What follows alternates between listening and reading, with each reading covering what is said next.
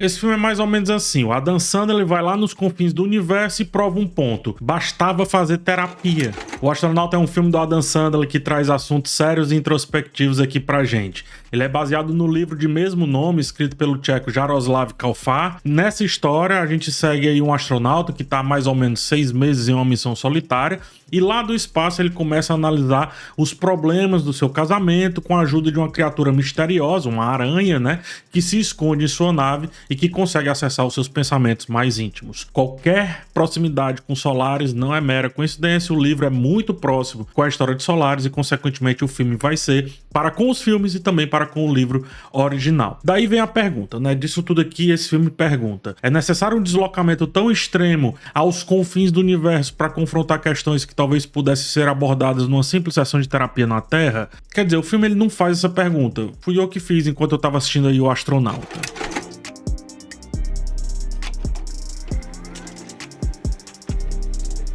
Filme dirigido por Johan Henck, tá? Que praticamente estreia na direção, né, aqui em grandes filmes, porque ele vem de séries como Chernobyl, Vikings, The Walking Dead. E aqui eu já adianto, dos problemas aqui de Astronauta, poucos passam pela direção. O grande problema é a falta de capacidade do roteiro do Colby Day ser tão interessante quanto os personagens dramáticos de Adam Sandler costumam ser quando se propõe a fazer esse tipo de filme. Sempre gosto do homem comum que o Adam Sandler costuma construir, seja nos dramas ou até nas comédias que ele tá liderando, digamos assim, mas especialmente no drama. Então, quando eu vejo um filme do Sandler que se propõe de alguma maneira a ser mais sério, entenda que eu tô sempre buscando o que sustenta a seriedade desse personagem e para onde esse homem comum vai levar a sua abordagem igualmente comum ao mundo que está ao seu redor. Nos filmes de comédia, praticamente a sua trupe inteira o acompanha para fazer valer esse homem quase descompromissado com o que acontece no filme. Nos dramas, olha só como os personagens coadjuvantes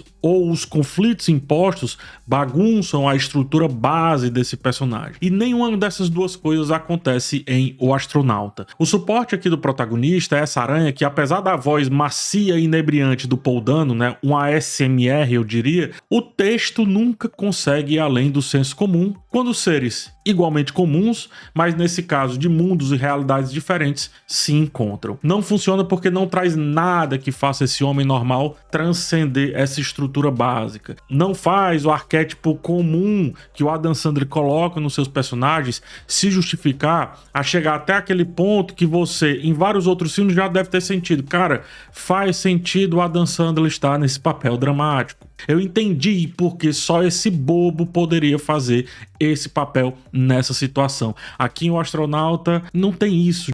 Só para analisar outros personagens, tá, do lado dramático do ator. Lá em Merovitz, um dos grandes personagens do Sandler, principalmente quando ele se propõe a fazer drama, é possível notar que todo elenco traz conflitos que tocam e desmantelam esse homem ordinário a ponto de torná-lo quase uma contraproposta aos homens ordinários que o ator faz no lado da comédia. É quase como um negativo, né? O oposto do Sandler do universo onde tudo dá certo, onde toda confusão se desfaz porque esse homem bobo consegue resolver as coisas. A mesma coisa acontece em Joias Brutas, só que nesse caso mais forte ainda dado o contexto cruel no qual ele é inserido. E acontece também muito bem, inclusive, em Reine Sobre Mim. Um personagem que fica girando, só que no final das contas ele consegue nos levar pro íntimo de uma cabeça completamente imersa na depressão e também na autodepreciação. Quando o filme O Astronauta resolve não utilizar do material base a questão do trauma que ele tem para com o comunismo, lidado à sua infância lá na República Tcheca, a gente consegue apenas perceber um personagem com questões familiares banais, chegando a destinos igualmente banais. Isso quando as reflexões propostas pela aranha não passam de uma pergunta de início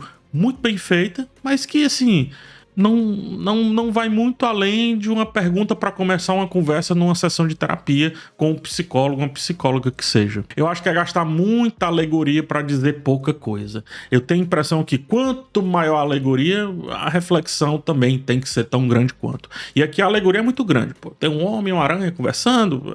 Por que chegar no lugar comum? É evidente que a gente está de frente de um quadro que pinta as seguintes questões, vai. Como manter a relação entre seres que são essencialmente de dois mundos diferentes? E não falo da aranha, eu falo das questões trazidas pelos devaneios do protagonista, proporcionados pela invasividade vertiginosa desse outro ser. Então a pergunta é até interessante. Como fazer dois mundos funcionarem num terceiro mundo, num terceiro contexto? Um casamento é isso, por exemplo. Por isso o filme discute um tanto ali a questão do casamento. Como fazer duas realidades que se juntam numa terceira realidade funcionar? Como esse homem que gosta da solidão consegue se manter com outra pessoa? O ponto de partida é até interessante. Só que quando o filme chega a algumas conclusões, uma delas é que talvez esse homem inclusive não goste da solidão. Ora, tudo isso, toda essa alegoria para chegar, como eu já havia adiantado, né, ao senso mais comum possível de todas as possibilidades que essa discussão poderia trazer, aí não, irmão. Aí tu brinca comigo, pô.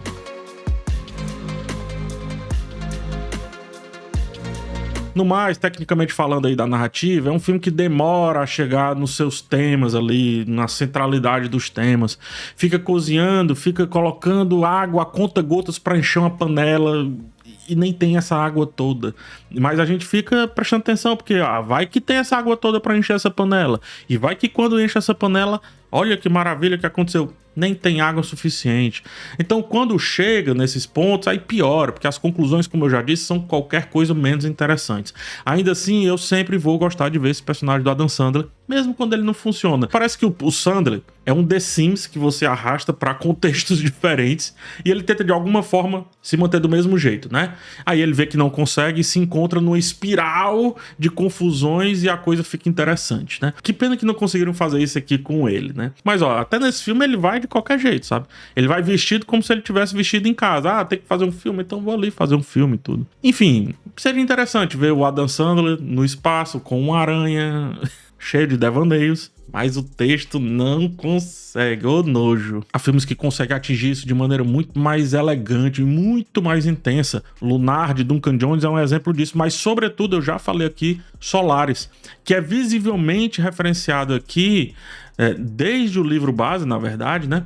Mas quando você compara o pior de Solaris, porque o filme teve mais de uma adaptação, com o melhor momento de O Astronauta, é como comparar uma canção feita por uma criança de 5 anos de idade com uma canção feita por um grande maestro, um grande compositor, quer que seja. A disputa é feia, bem feia. O Astronauta é um filme de conclusões insípidas, pressupõe temas que poderiam gerar uma grande conexão, mas que no final são ocos e irrelevantes.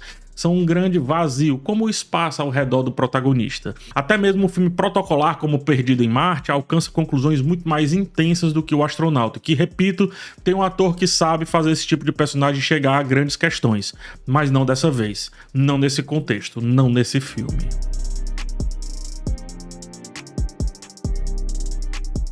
E é isso, no mais a gente se encontra no próximo vídeo. Até lá, peço que você se inscreva no canal e também deixe o seu like. Tchau, tchau.